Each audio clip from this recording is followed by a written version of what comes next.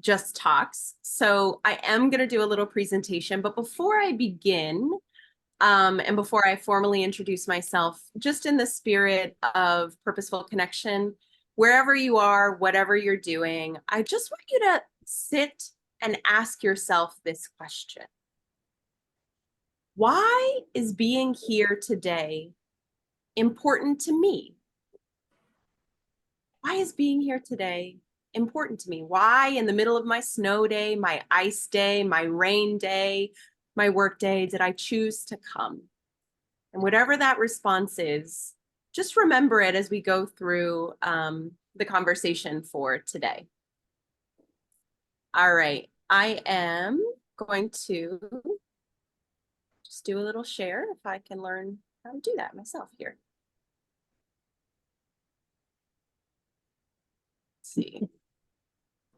Share. No, present. One could be smart, or we can think we got it. Okay. So the conversation today is about creating purposeful connection. And the cheeky way to talk about that is sort of like ditching the cheesy, corny icebreakers and creating opportunities in our organizations for that real, true connection. So here's a little quote from Henry Ford, that coming together is a beginning, keeping together is progress, and working together is success.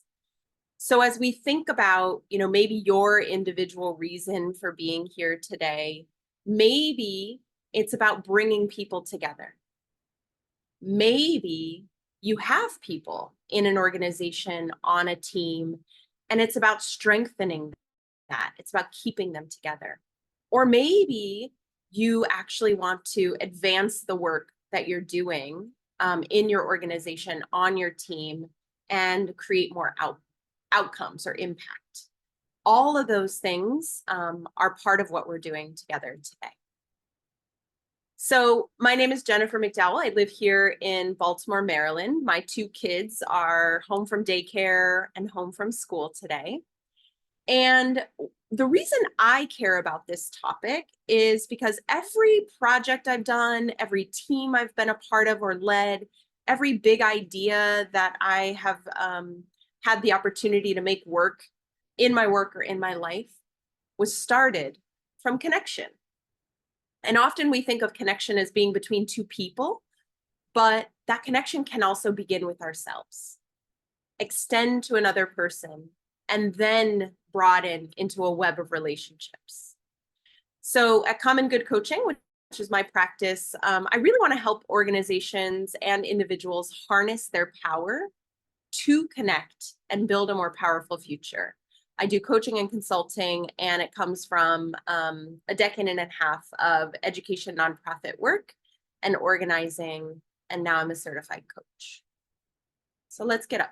Okay, I wish that this was a conversation and not a presentation, because I'd love to ask if you remember, any of us who were, young people in the 90s, the game Don't Break the Ice. So if you remember that game, it was, these little cubes, and you click, click, click, click, and you try not to get the guy to fall down the ice. But that's sort of the theme for today. We're going to remember that the goal today is don't break the ice, which is fitting that it's a snow day. And we really want to level up from doing icebreakers to connectors. So here's why this matters. You have your personal reason for why you're here today. Maybe you're struggling with something on your team. Maybe there's conflict. Maybe you're a remote team and you're feeling like, gosh, we never see each other. We don't get that feeling of talking to each other at the water cooler, or I haven't been to coffee with my colleagues before. But the real reason, in addition to that, is we want to make a difference. So I like to think of it like this. The reason we are a part of organizations is because we recognize that the things we care about, we can't make happen alone. Otherwise, we would be all solopreneurs, or we would be not trying to build communities or creating organizations. And yet the things that we can control directly are so much smaller than the things that we could do if we can actually sway through influence. And the way we influence is through people. You can't influence a policy. You can't influence a project. You can only influence people who create policy, people who design projects, people who do work in community. So our goal in thinking about connection is really about how do we make a difference in our work? And it can only be done through strengthening our relationship and connections to other people. Again, we can do our small part, but we wouldn't have organizations if that was enough. All right, so if you know me, and if you don't, welcome to the fact that I love etymology. And I hope that breaking down a few definitions for you today is going to help you put some of this into perspective. So if we think about making more impact and doing it together, we could talk about the word collaborate, co-labor, to labor together, to strive or endeavor together, to do the things we care about together. And to get to together, we need connection. Connection means to bind, join, or fasten together, to connect, co-connect, to unite. And we're not doing connection for connection's sake. We're doing it for a purpose because we all have missions, we all have things that we're trying to make happen. And so when we think about the word purpose, we're looking at an object to be kept in view. So when we string that together today, we're looking at how do we work together tightly while keeping the things we care about most as our North Star. That is the goal of purposeful connection. And you can already see how that goal is different from an icebreaker. It has a different intention behind it because at the end of the day, we want to make a difference. All right, so here is the ice. And I want to talk a little bit about the distinction between an icebreaker, which is an activity we tend to do that we think causes connection, and the ways in which we will actually do that. So fitting again that it's a snow day and ice day, we often see what's on the surface. We can see the glistening white. We can feel the temperature off of it. But when we are focusing on icebreakers, we always or tend to stay at the surface, right? Let's take a question that's very common. What are you looking forward to doing this weekend? Our typical way of responding to that is with a small one-sentence fact, and you move on. It's just a tip of the iceberg. It's just enough to pierce the veil of vulnerability, but not get too deep. But it tends to keep us at the surface. For purposeful connection, we want to dive underneath the surface. We want to practice going beneath and together. And so we want to think about how do we pierce the veil of vulnerability by creating opportunities to be under the water together, right? You're not going in and searching for something and taking from somebody. We're going to be in this exploration together. Because what happens, and I've never been scuba diving, but everybody who talks about scuba diving it's this adventure. It is an expedition. And so connection is unpredictable. We don't know what's going to happen after we ask that question. We're opening up some possibilities. So I offer you 4 ways to consider as you think about how to create connection. The first is to be genuinely curious. We don't ask a question that we only half care about the answer or want to check it off our list for the answer.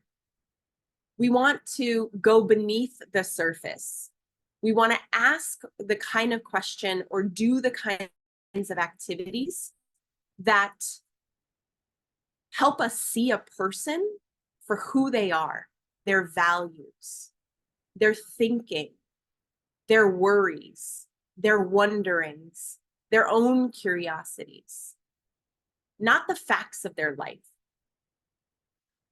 I offer that we want to act as a mirror. One of the most powerful ways to create connection is actually the way we use our bodies. So perhaps I'm in a conversation with Marissa, and I notice that she's very excited about something. And I notice that maybe she uses her hands, and I just move my hands the way she does. And I reflect back to her what I see her doing. And suddenly, through the relationship that we're in this moment, she sees herself too. So connection, to bind together, to join together, is about creating something different between two people that wasn't there before the thing happened. Maybe it was an insight. Maybe it was this sense of like, wow, you really get me. And then lastly, this is a really important one, and another reason why icebreakers tend to suck is, right, Tasha? I saw that. Yeah, they really suck. Is because most people are not fully present in an icebreaker. But you cannot not be fully present to build connection, right? You have to be looking at someone in their eyes. You have to be listening with your whole heart and your whole body. And you have to be able to notice those small things to act as a mirror. You have to be curious and focused to be able to ask the question that's underneath the question. And you can't do that if it's 5 minutes, whole group, at the beginning of a meeting, and you're all hungry and you're all tired and you're all trying to get through that meeting to continue your day. So icebreakers suck. They suck because they're disconnected from the meeting that we're doing, right? They're the thing that you throw at the top of the agenda, or the thing that you do at the beginning of a conference, or the thing that you do, but the point is to get through it to get to the other thing. The other reason that icebreakers often suck, and they don't always suck, but they don't create connection. They suck at creating connection generally, is because they're done as a whole group. Connection, true connection, starts one-on-one. The more people there are, the looser the connection is going to be. And the other thing that happens is they tend to be pretty generic and mismatch the energy. They're not always curated based on the energy of the conversation we're about to have, the meeting we're about to do, the presentation we're about to engage in. And again, they feel like they're just thrown in. So what do we do about this? All right, so let's say you are convinced. You're like, all right, out with the icebreakers, in with the connection. What do I do? Before you do anything, you ask yourself a question. Why am I interested in building connection in this moment? Why am I interested in building connection? And this is where purposeful connection comes in. Because we're connecting connection to the purpose that we're trying to do. So let's say you are about to start a big project with the team. It's coming up, and you're going to lay it out. You're going to present it like, okay, guys, in 3 weeks, we have a big event coming up. Here's what it's going to look like. Here's what we're going to do. And you want to create connection because the event team has to work well together. And you've decided that they don't know each other well enough. They're a newly formed team. And that's why you want to create connection. So you have it clear. They need to work better together so that they could be successful. And then you ask yourself the question, okay, how can I connect this connection to the task or the mission that we're doing? And maybe the event is a gala for a fundraiser for the organization.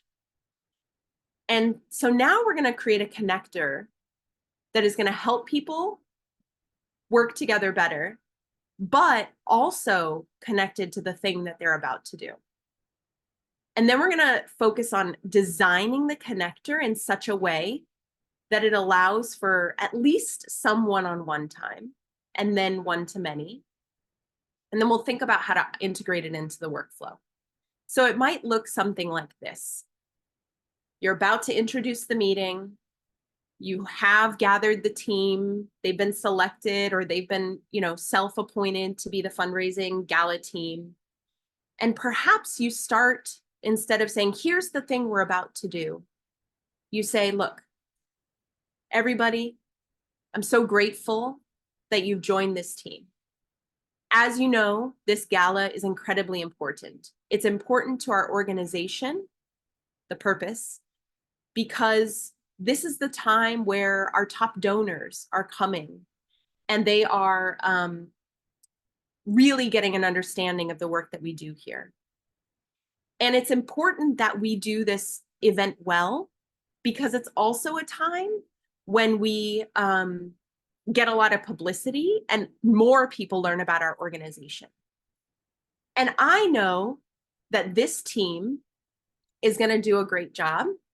However, you need to know each other well and be related and connected to be able to ask for help, to know who to go to on the team if there's a question.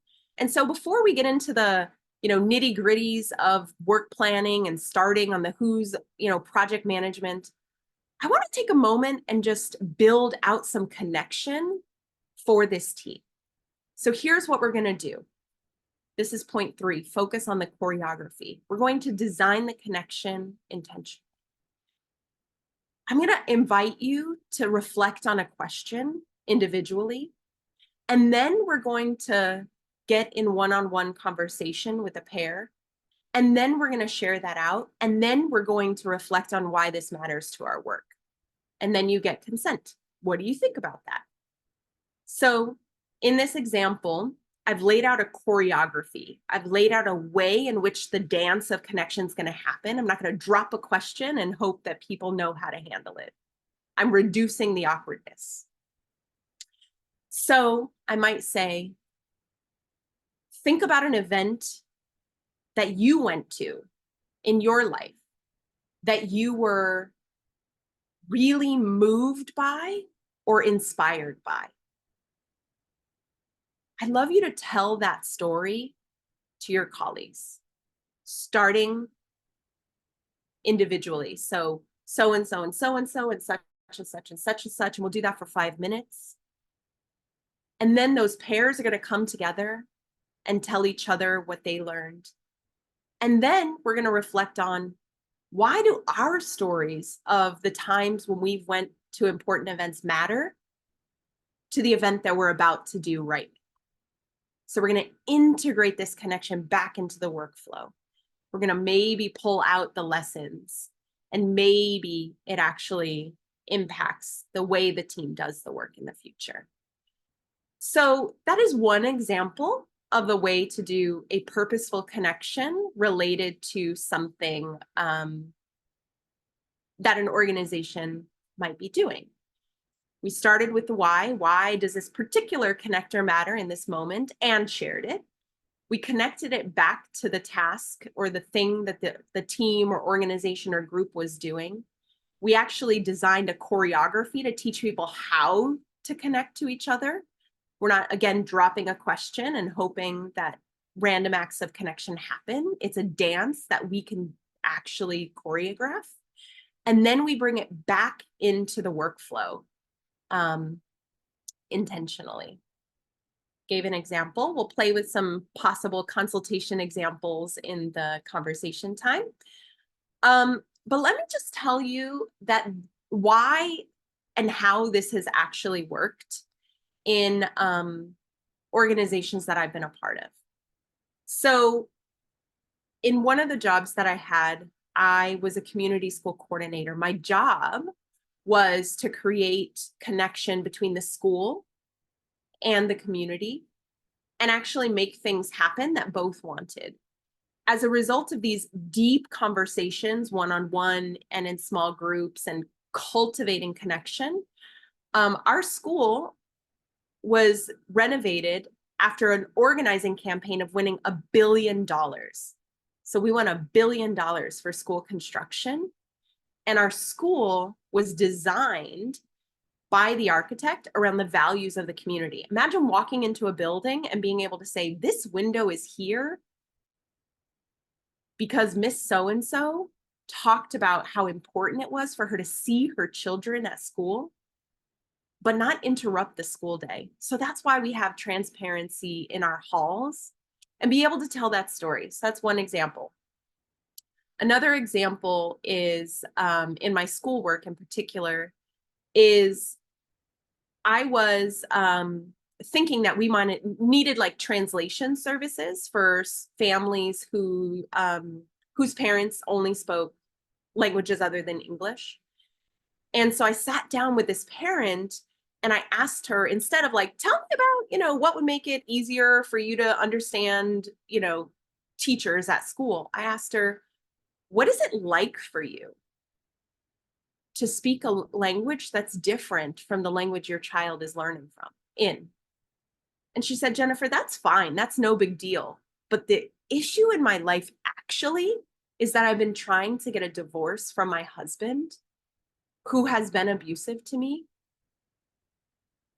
And I can't get a court date because the translator keeps getting canceled.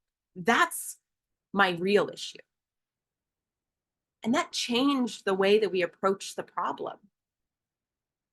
It wasn't that the challenge was, how do we get people to, understand each other at school? It was like, how can the school actually improve the lives of our families outside of school?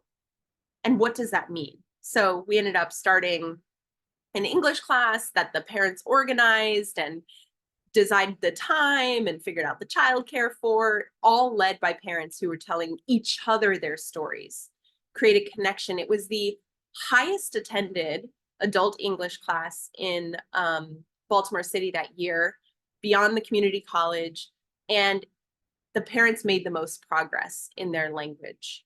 So this was the outcome, again, of creating connection, of truly listening beneath the surface. And I can tell you dozens of stories about how that impacts as a coach, if you want to hear more. But let me move us along. So the way to stay connected with me, this is yet a beginning, and the next 20, 30 minutes is an opportunity to have a conversation. But if you want to be connected to me, we have to have a conversation after this. And I invite you to do that, and I would love to do that. So you can find me on LinkedIn, or you can email me. And I'd love to hear your personal story and share a little bit of mine, and then see what's possible that we could create together. So that's what I have for us today. Amazing. Thank you so much, Jennifer. So if you want to drop any links into the chat for people to be able to find you, feel free to do so. I don't want to do that without your direct consent, but I know so many folks who have taken advantage of coaching with Jennifer. And if you liked what you heard today and could use support in any of these areas, plus so many more, I cannot recommend her more. So thank you so much, Jennifer. I'm going to stop the recording, but we're all hanging out here for a little bit longer.